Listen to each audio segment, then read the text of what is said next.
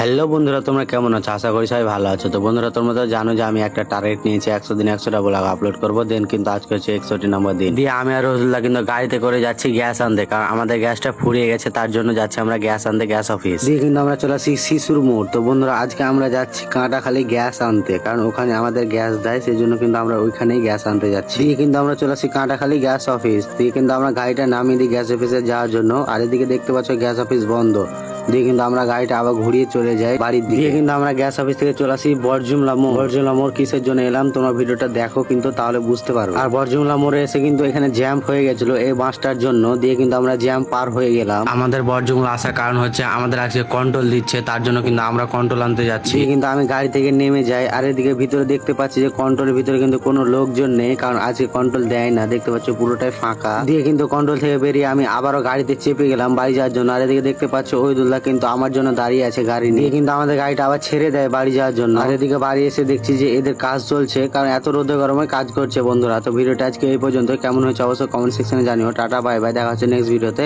ভালো থাকো, সুস্থ থাকো।